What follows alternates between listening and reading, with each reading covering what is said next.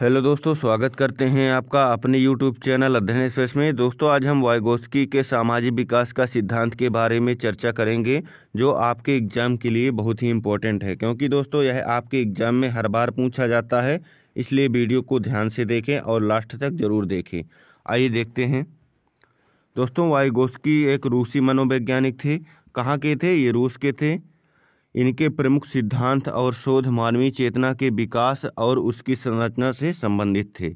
इनको मुख्य रूप से संज्ञानात्मक मनोविज्ञान की उपागम के संदर्भ में याद किया जाता है। ठीक है दोस्तों, इन्होंने संज्ञानात्मक विकास के संदर्भ में समाज के सूचना और व्यापक प्रभावों का अध्ययन करके सामाजिक विकास का सिद्धांत दिया था। लेओ वाइगोत्स्की ने सीखने के संदर्भ में अन्य विद्वानों से पृथक रूप में अपने विचारों को प्रस्तुत किया है। लेओ वाइगोत्स्की ने सीखने की व्याख्या विकास के संदर्भ में की है। किसके संदर्भ में दोस्तों? विकास के संदर्भ में की है। उन्होंने सीखने की व्याख्या को संस्कृति और ऐतिहासिक पृष्ठभूमि में स्पष्ट किया है। इन्होंने दोस्तों सीखने की परिभाषा दी हुई है। क्या दी है? सीखना एक आवश्यक और सार्वभौमिक तथ्य है जो सांस्कृतिक संगठनों के विकास के प्रयास, विशेषतः मानव के मनोवैज्ञानिक कारणों के प्रति उत्तरदायी होता है। ठीक है दोस्तों, अतः विकास का प्रयास सीखने के प्रयास को पीछे की ओर ले जाने का कार्य करता है, यानी प्रेरित करता है। आइए दोस्तों चर्चा करेंगे इनके सिद्धांत के प्रमुख बिंदुओं के बारे में। आइए दोस्तों देखते हैं वाइगोत्स्की का सामाजिक विकास का सिद्धांत के प्रमुख बिंदु कौन कौन से हैं। पहला है संज्ञानात्मक विकास, कॉग्निटिव डेवलपमेंट। दूसरा है अंतःक्रिया यानी इंटरेक्शन। और तीसरा है जेडपीडी की अवधारणा, जोन ऑफ प्रॉक्सिमल डेवलपमेंट। और चौथा है संस्कृति का अधिगम पक्ष यानी लर्निंग एस्पेक्ट ऑफ कल्चर। पांचवा है अधिगम स्तर में भिन्नता, डिफरेंस इन लर्निंग। ठीक है दोस्तों, आइए देखते हैं इनके बारे में थोड़ा विस्तृत चर्चा करते हैं। संज्ञानात्मक विकास, कॉग्निटिव डेवलपमेंट क्या है दोस्तों? संज्ञानात्मक विकास में वाइगोत्स्की ने सामाजिक प्रभावों की महत्वपूर्ण भूमिका को स्वीकार किया है।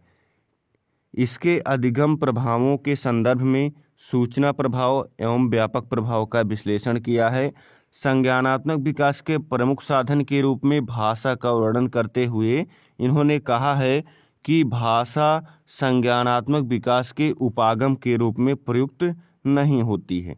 ध्यान दीजिएगा दोस्तों यहाँ पे कि भाषा संज्ञानात्मक विकास के उपागम के रूप में प्रयुक्त नहीं होती है, बल्कि यह ऐसा उपाय है जो सांस्कृतिक विवरण को आकार प्रदान करता है। ठीक है, यह दोस्तों इसके अतिरिक्त संस्थाएं, साधन, प्रतीक, व्यवस्थाएं मानव निर्मित वह उपाय हैं जो ऐतिहासिक एवं सांस्कृतिक व्यवस्थाओं की ओर संकेत करती हैं। ठीक है, इस प्रकार अब देखते हैं अगला पॉइंट। अगला पॉइंट है दोस्तों अंतःक्रिया। क्या है? इंटरेक्शन। इंटरेक्शन क्या है दोस्तों? वाइगोत्स्की अंतःक्रिया को सीखने में महत्वपूर्ण योगदान मानते हैं। दोस्तों उनका कहना है कि बालक अंतःक्रिया के माध्यम से स्वतः सीखता है, क्योंकि उसमें प्रेरणा उत्पन्न होती है जो कि उसको सीखने में सहायता प्रदान करती है।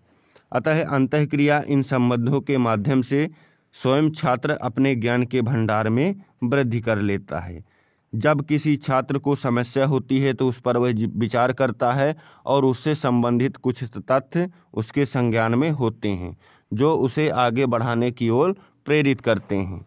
ठीक है दोस्तों, जैसे यहाँ पे उदाहरण दिया हुआ है कि एक छात्र साइकिल चलाते हुए किसी व्यक्ति को देखता है तो उसकी प्रक्रिया से संबंधित कुछ तथ्य जैसे साइकिल पकड़ना, साइकिल का स्वरूप और साइकिल को खड़ी करना, इस प्रकार के उसके संज्ञान में आते हैं, जो उसको क्या करते हैं दोस्तों? साइकिल को चलाने में यानी सीखने में सहायता प्रदान करते हैं।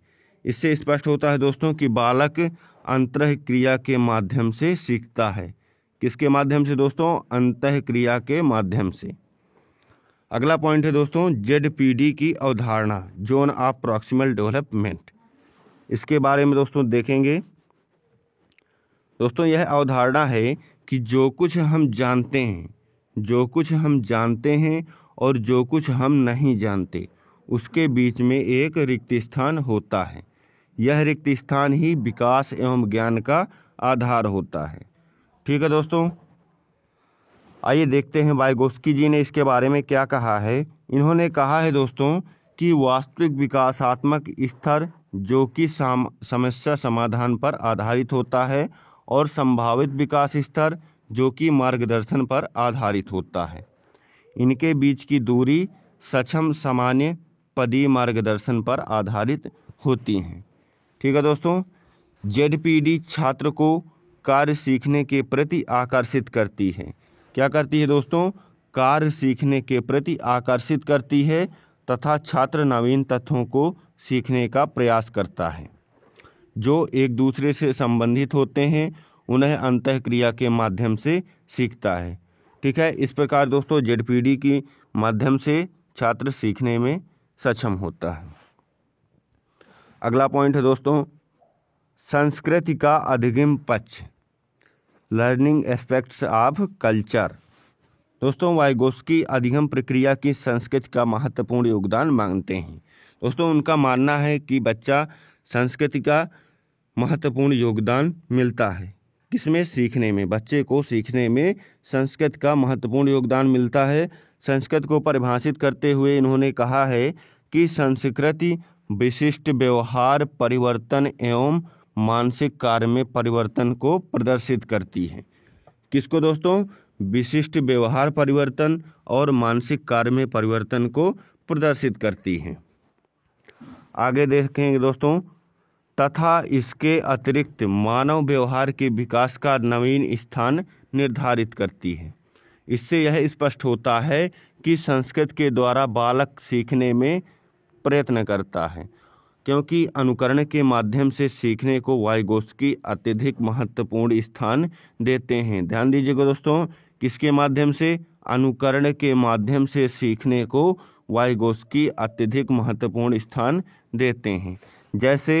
जैसे देखेंगे दोस्तों, बालक अपने पिता को ईश्वर का भजन करते हुए देखता है तो स्वयं भी ईश्वर के ध्यान एवं भजन में एकाग्रचित हो जाता है। ठीक है, इस प्रकार अनेक प्रकार की सामाजिक और सांस्कृतिक परंपराओं का अधिगम करता है। इसी प्रकार से सीखता है संस्कृति के द्वारा। अगला पॉइंट है दोस्तों, अधिगम स्तर में भिन्नता। अधिगम स्तर में भिन्नता, डिफरेंस इन लर्निंग लेवल। यहाँ दोस्तों प्रायः छात्रों को समान परिस्थितियों में स्वतंत्र रूप से रखने पर उनके अधिगम स्तर में भिन्नता पाई जाती है। क्या पाई जाती है दोस्तों? अधिगम स्तर में भिन्नता पाई जाती है। कुछ छात्र समान से अधिक अधिगम करते हैं तथा कुछ कार्य समान से कम अधिगम करते हैं, क्योंकि दोस्तों सभी में वैयक्तिक भिन्नता पाई जाती है। इसके पीछे अनेक कारण हो सकते हैं, जिनमें जेडपीडी का प्रमुख स्थान होता है। किसका दोस्तों? जेडपीडी का। जेडपीडी के कारण ही छात्रों के अधिगम स्तर में भिन्नता होती है, क्योंकि दोस्तों सभी छात्र समान रूप से नहीं सीखते हैं। आगे देखेंगे, क्योंकि दोस्तों जो छात्र जानने वाले ज्ञान तथा नहीं जानने वाले ज्ञान के मध्य संबंध स्थापित करने में सक्षम होते हैं, उनका अधिगम स्तर सामान्य से कम होता है। क्या होता है दोस्तों? सामान्य स्तर से कम होता है। और अतः जेडपीडी की संबंधित रिक्त स्थान ही विकास को सीखने के मार्ग को प्रशस्त करता है। अतः यह कार्य अंतःक्रिया के माध्यम से ही संपन्न होता है। किसके माध्यम से दोस्तों? अंतःक्रिया के माध्यम से ही संपन्न होता है। आगे देखेंगे दोस्तों, सामाजिक विकास सिद्धांत की विशेषताएं। वाइगोत्स्की जी ने ये प्रमुख विशेषताएं बताई हैं। कौन कौन सी हैं देखेंगे यहाँ पे। सीखना एक सार्वभौमिक क्रिया है। क्या है दोस्तों? सीखना एक सार्वभौमिक क्रिया है जो निरंतरता की स्थिति में पाई जाती है, अर्थात यह प्रक्रिया निरंतर रूप से चलती रहती है। दूसरा है दोस्तों, सीखने में प्रमुख रूप से सांस्कृतिक संगठन, सामाजिक संस्थाएं, विद्यालय और संस्कृति का महत्वपूर्ण योगदान होता है। दोस्तों वेरी इम्पोर्टेंट पॉइंट है, ध्यान से देखिएगा। अगला पॉइंट है हमारा, अंतःक्रिया के द्वारा विद्यालय छात्रों को अधिगम प्रक्रिया का एक निर्देशित स्वरूप प्रदान करता है। चौथा पॉइंट है यहाँ पे, सीखने की प्रक्रिया में एक दूसरे व्यक्तियों का अनुकरण प्रमुख भूमिका का निर्वाह करता है। यानी छात्र अनुकरण के द्वारा सीखते हैं, जैसे छात्र द्वारा शिक्षक का अनुकरण और बालक द्वारा माता पिता का अनुकरण। ठीक है। अगली विशेषता है कि अधिगम प्रक्रिया में जेडपीडी का प्रमुख स्थान होता है।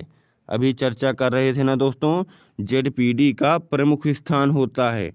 अगला पॉइंट है, यह सिद्धांत सांस्कृतिक, सामाजिक और मनोवैज्ञानिक तथ्यों के समन्वय से अधिगम प्रक्रिया का संपन्न होना मानता है। दोस्तों, इस सिद्धांत के अनुसार बालक सांस्कृतिक, सामाजिक और मनोवैज्ञानिक तथ्यों के समन्वय से ही सीखता है। ठीक है दोस्तों, आज का वीडियो हमारा कैसा लगा? यदि अच्छा लगा हो तो लाइक शेयर करना ना भूलें, और चैनल पर पहली बार आए हैं तो चैनल को सब्सक्राइब कर लें और बेल आइकन दबा दें, ताकि आपको समय से नोटिफिकेशन मिलता रहे और आपको ऐसी ही वीडियो प्राप्त होती रहे। मिलते हैं अगले वीडियो में। जय हिंद, जय भारत।